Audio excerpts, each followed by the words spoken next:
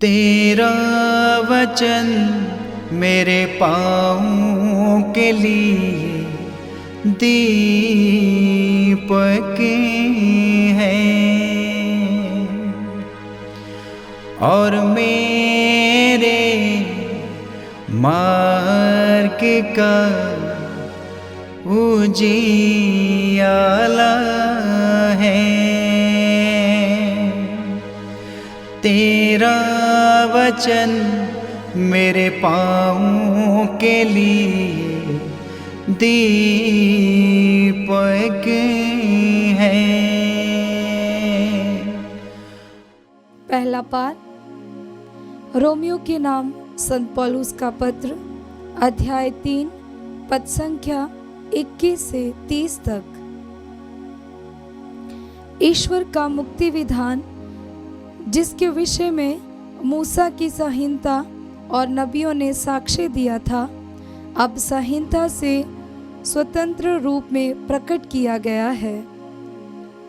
वह मुक्ति यीशु मसीह में विश्वास करने से प्राप्त होती है। अब भेदभाव नहीं रहा।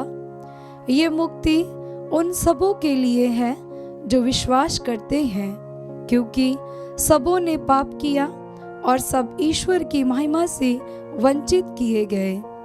ईश्वर की कृपा से सबों को मुफ्त में पाप मुक्ति का वरदान मिला है, क्योंकि यीशु मसीह ने सबों का उद्धार किया है। ईश्वर ने चाहा कि यीशु अपना रक्त बहाकर पाप का प्रायश्चित करे और हम विश्वास द्वारा उसका फल प्राप्त करें। ईश्वर ने इस प्रकार अपनी न्यायप्रियता का प्रमाण दिया, क्योंकि उसने अपनी सहनशीलता के अनुरूप पिछले युगों के पापों को अनदेखा कर दिया था। उसने इस युग में अपनी न्यायप्रियता का प्रमाण देना चाहा, जिससे ये स्पष्ट हो जाए कि वह स्वयं पवित्र है और उन सबों को पाप मुक्त कर देता है जो यीशु में विश्वास करते हैं। इसलिए किसी को अपने पर गर्व करने का अधिकार नहीं रहा। किस विधान के कारण ये अधिकार जाता रहा? ये कर्मकांड के विधान के कारण नहीं हुआ, बल्कि विश्वास के विधान के कारण, क्योंकि हम मानते हैं कि संहिता के कर्मकांड द्वारा नहीं, बल्कि विश्वास द्वारा मनुष्य पाप मुक्त होता है।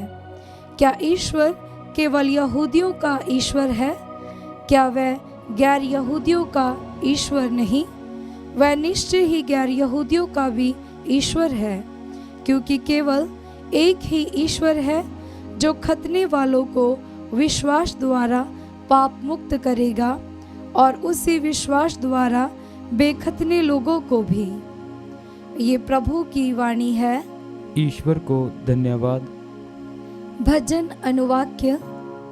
दया सागर प्रभु उदारता पूर्वक मुक्ति प्रदान करता है।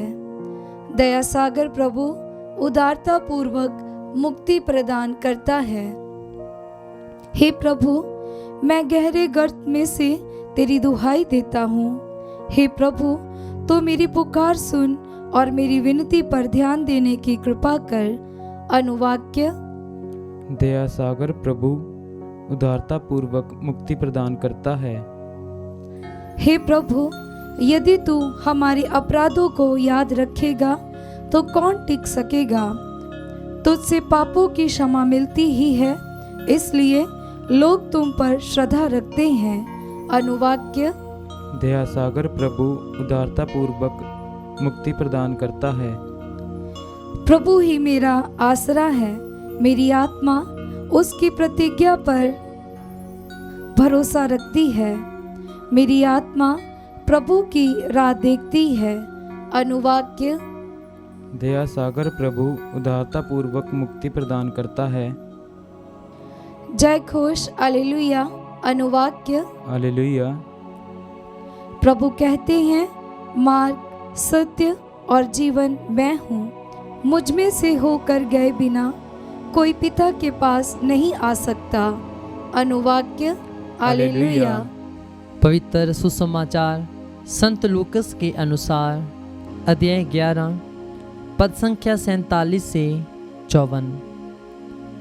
प्रभु ने कहा, धिक्कार तुम लोगों को, क्योंकि तुम नबियों के लिए मकबरे बनवाते हो, जबकि तुम्हारे पूर्वजों ने उनको मार डाला है। इस प्रकार तुम अपने पूर्वजों के कर्मों की गवाही देते हो और उनसे सहमत भी हो, क्योंकि उन्होंने तो उनको मार डाला और तुम उनके मकबरे बनवाते हो। इस कारण ईश्वर की प्रज्ञा ने ये कहा है, मैं उनके पास नबियों और प्रेरितों को भेजूंगा। वे उनमें से कितनों को मार डालेंगे और कितनों पर अत्याचार करेंगे। इसलिए संसार के आरंभ से जितने नबियों का रक्त बहाया गया है, हाबिल के रक्त से लेकर जकरियस के रक्त तक, जो वेदी और मंदिर गर्भ के बीच मारा गया था, उसका हिसाब इस पीढ़ी को चुकाना पड़ेगा। मैं तुमसे कहता हूँ, उसका हिसाब इस पीढ़ी को चुकाना पड़ेगा। ए शास्त्रियों, धिक्कार तुम लोगों को, क्योंकि तुमने ज्ञान की कुंजी ले ली। तुमने स्वयं प्रवेश नहीं किया और जो प्रवेश करना चाहते थे उन्हें रोका। जब यीशु उस घर से निकले तो शास्त्री और फरीसी बुरी तरह उनके पीछे पड़ गए और बहुत सी बातों के संबंध में उनको छोड़ने लगे। वे इस ताक में थे कि यीशु के किसी न किसी कथन में दोष निकालने। ये प्रभु का पवित्र सुसमाचार है। ख्रिस्त की जय।